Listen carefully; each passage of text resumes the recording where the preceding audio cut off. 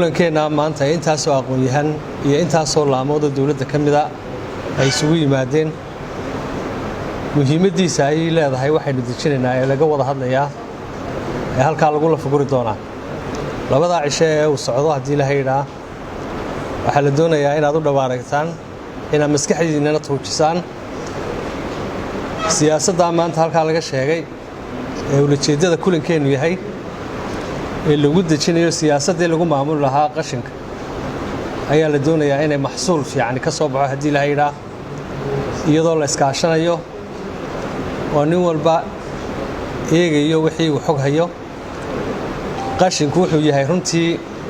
waxyaabaha bulshada dhibaatada badan ku haya markuu qoyan yahay iyo markuu qalalan yahayna uu kala dhibaato fara badan yahay oo markuu qoyan yahay baa dhibaato badan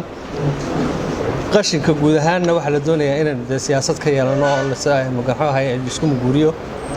haddaba taa maanta ha u fadhidaan waa mid muhiim ah inaad ku dadaashaan baan rajeynayaa maxsuul fiican ka soo bixi doono maalin aad iyo aad u mudan waxaanu joognaa magaalada madaxda gobolka saaxil ee Berbera waxaanu daahfuraynaa maxay tahay maareynta qashinka siyaasadda maareynta qashinka ee heer qaran waxaanu ka hadlaynaa waa qashin markaynu qashin ka hadlayno wasaaradda diinta iyo awqaafta iyo culimada ayaa ka hadli doona doorka nadaafadda iyo qashin iska hagaajinta ee diinta islaamka ka taagan tahay oo runtii deelaafdhabar nolosheena u ah wasaaradda caafimaadka iyo isduwayaheeda iyo saraakiisha ayaa ka hadli doona waxa sayniska casriga iyo nolosha casriga ay ka leedahay iyo dhakhtarnimadu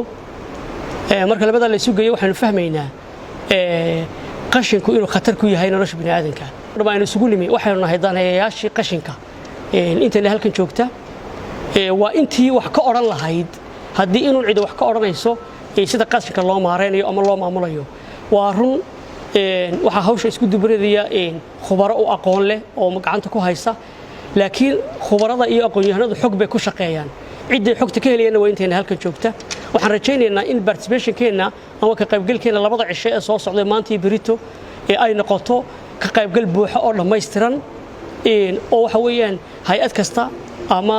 wasaarad kasta ama cid kasta halkan joogta ay si buuxda uga qayb qaadato aragtideeda ka dhibato khibradeeda ka sheekayso waxaan rajaynaynaa inaynu maxay haytay ku guuleysano mashruucan aynu wadno ilaahayna waxaan ka baryaynaa inuu inoo fududeeyo qarankuna hayaan dheer buu runtii ku jiraa waxaynu la tartamaynaa qaranno 300 sano 400 sano jiray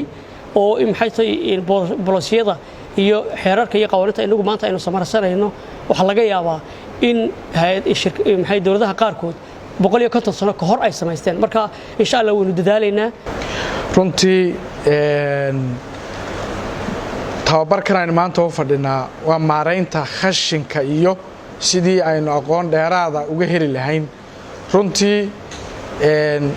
badqabka qofka bini'aadamka waxa ka mid ah in inta uu qashinku ku jiro hadba ayuu badqabka qofka bini'aadamka iyo bulshaduba ku xidhan yahay waxaan aad iyo aad ugu mahad celinayaa cid kasta oo tababarkan soo qaban qaabisay haday tahay hay'adaha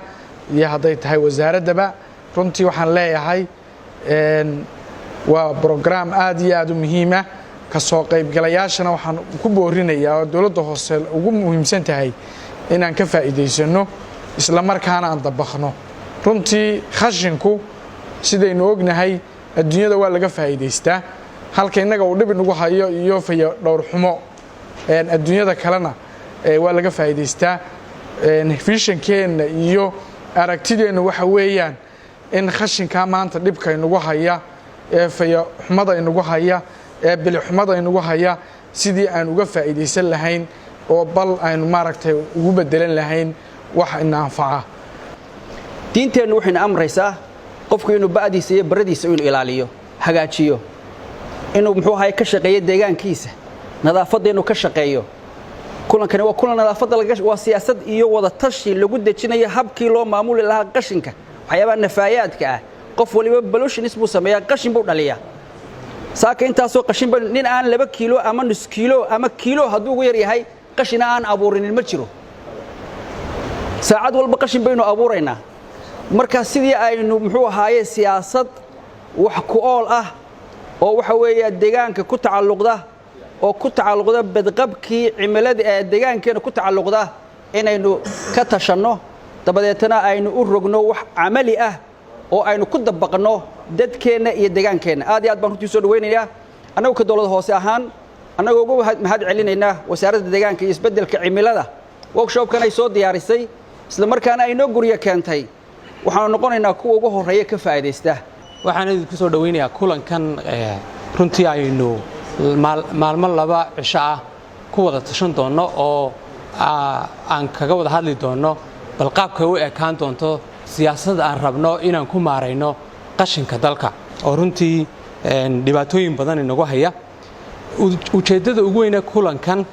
waxa weeyaan in laga wada tashado arrimahaas aan runtii sheegay qaabka ay u ekaan doonaan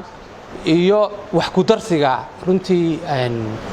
gobolka saaxan si gaara degmada Berbera bal sida ay u aragto in ay noqoto iyo waxyaabaha runtii ku jiri doona siyaasaddaasi aynu maanta berbilowgeennii u fadhino waxa ugu weyn kale insha Allah in aan bal qiimeyn ku samayno maxaa hore u jiray xeerara ku deegmo iyo ku qaran ahaa si aynu galdaloolooyinkeega u buuxino oo runtii meelahaasi aynu u kabi karno oo ugu dari karno maxay hayday wixii aynu u baahannahay ah